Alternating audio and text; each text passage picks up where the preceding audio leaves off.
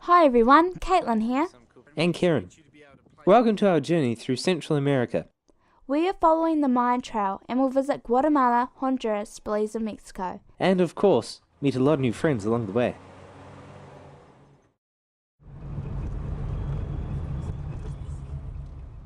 We began our journey in Antigua, Guatemala, which is a $30 taxi journey away from Guatemala City. Now if you actually read the travel advisories about Guatemala and Guatemala City in particular, you would probably stay away. They look very dangerous. And very suspicious also. Sure enough, Nina and Granny got robbed at the airport. As they say, every cloud has a silver lining, and the tourism department assigned William to help them get the holiday back on track. He was fantastic, and Nina and Granny got to spend time exploring Guatemala City while waiting for their new passports. Back in Antigua, our travel companions gathered at the hotel, where we met our travel guide Birgit. Birgit is a lovely person who did her very best to bend us and the locals to an uber-efficient timetable. Just don't ask her to unblock your toilet. That is because over here the plumbing isn't very sophisticated, and you have to put your paper in a basket, not down the loo. So if you block it, don't ask Birgit for help. You're on your own. Antigua is a very colourful small town that is nestled between three large volcanoes, one of which is still active. In the 1770s, Antigua was the capital of Guatemala until a large earthquake destroyed much of the town, and the Spanish relocated to where Guatemala City is now. There was no time for us to visit the volcano, but of course there was time for shopping, where we had to get used to haggling once again. Okay, how much you pay for two? Asking you price. It was also my first taste of Central American food, and I admit to being a little worried about what it would be like before we arrived. But this is perfect. Okay, Caitlin, so admit it, you were a bit worried about the food, weren't you? Yeah. So what have you got here? Croissant hot Nutella, which is a croissant filled with Nutella with a can of Coke. Cheers, mate. If you are as experienced as I am at travelling, you will know that the secret is to blend in with the locals.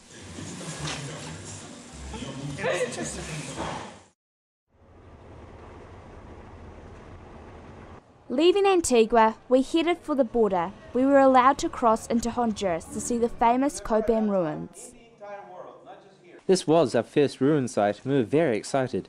We soon discovered one of the best things about having a great tour guide. Birgit always arranged the best local guides for us. It wasn't just about visiting an ancient site.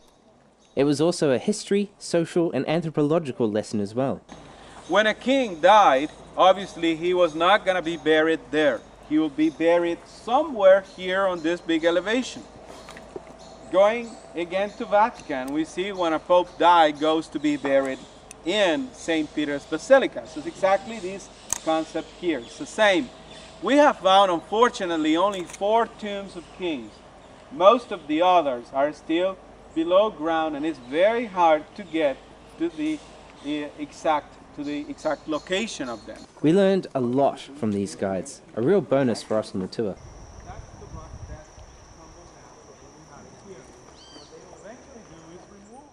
There is evidence that people have been living here since at least 1200 BC, but we learned that these ruins date from about 800 AD.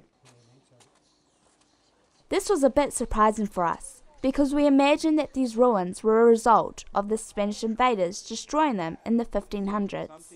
It seems that the cities were abandoned for reasons we can really relate to today: climate change. We learned that the population grew very quickly, quicker than the city could cope with, and the surrounding rainforest was increasingly cleared to make food crops. This resulted in massive erosion and flooding in the rainy season, which caused many crops to fail. People starved, and so the city became unviable. It isn't like the people all left overnight. Studies suggest that people still struggle to live here for another 100 or 200 years. But by 1200 AD, the royal city of Copan was finally reclaimed by the jungle, and now rediscovered by a friendly busload of toucan tours travellers. Isn't it amazing that we appear to have the whole site to ourselves? That's what stele means.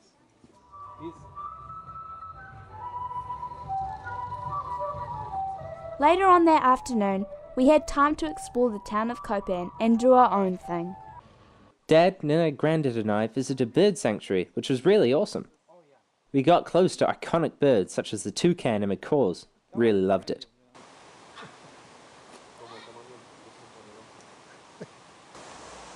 He didn't bite you, Kieran.